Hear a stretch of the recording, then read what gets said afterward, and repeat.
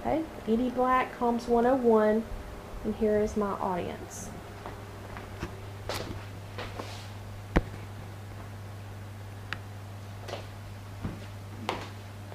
Thank you for being here today.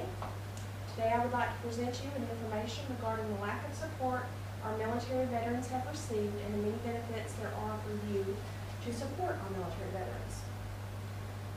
Jeremiah 29:11 tells us, God knows the plan for us, plans for our welfare and not for evil, to give you a future and to give you hope. Veterans have fought to preserve our way of life. The lack of support that they have received from our government is appalling and disheartening. They deserve our honor and our respect.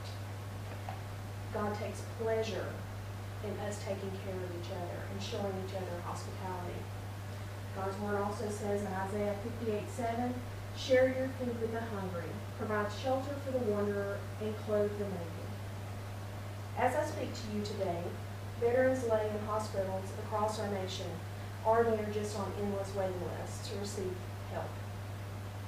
Without the strong will of these men and women to stand up and fight for our freedom, we may not have the freedoms that we so enjoy today, such as the freedom to worship as we feel. Any religion, we can worship like we want. We can freely speak. And you may not be able to sit here and even listen to this speech today had they not fought for that freedom. I would like to add that the information I'm presenting today is from retired veterans and credible sources that eagerly seek for justice in support of our veterans. So let's face it, our military veterans, they deserve our support, and it's a positive way to affect a life and also to better your own, just with the knowledge that you've done something good for someone else. In my speech today, I will also present the sad statistics associated with being a veteran in the United States today and information on the many ways we can help turn this around. I will begin by discussing the current federal government system of support for our veterans, because basically the lack of support that they are receiving is a nationwide epidemic. It's not just focusing on one state, it's completely nationwide.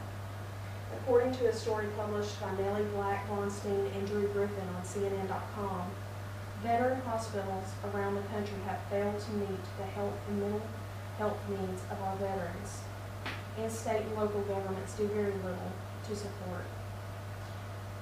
The effects are they're dying while they're waiting for health care. Churches and local communities could step up to bridge the gap, and they're doing little to nothing to help them. As you process this information, let's discuss the effects that this lack of support has on them and their families.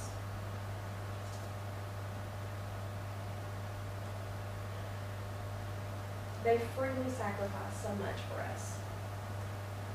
VA.com says the effects that this lack of support has. The divorce rate has risen 42% since the war in Afghanistan and Iraq, adding to the many other issues that they come home to, suffering from post-traumatic stress syndrome and the unemployment rate they have to face. They face financial difficulties overseas and they come home to it. Veterans from publicintegrity.org, veterans are killing themselves at double the suicide rate of regular civilians. That speaks volumes to me. They suffer overseas, they suffer when they come home. And it just doesn't have to be that way. It just doesn't have to be that way. Change can start one community at a time, one person at a time to make the decision to help. That could be you, any of us. Organize, clothe, and help drives for the veterans. Help them find specific needs for their families, such as mental health needs. Help them locate specific things that they may need. Start support groups for disabled veterans and their families.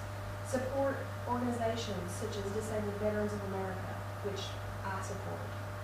They help families find employment, help veterans, connects them with mental health facilities if they need it, just connects them with across the board, all different ways. They even employ veterans in their own organization. They have financial difficulties across the board, from no health care to no support anywhere when they get back. God calls us in John 13:34 to love one another as He has loved us. So surely this would mean helping each other with our basic needs. I will close now with the words from Ronald Reagan. Freedom is never more than one generation away from extinction. We didn't pass it to our children in the bloodstream. It must be fought for and protected and handed to them to do the same. Or one day we will spend our sunset years telling our children and our children's children what it was once like in the United States when men were free. Now let's support the ones who sacrificed so much for us.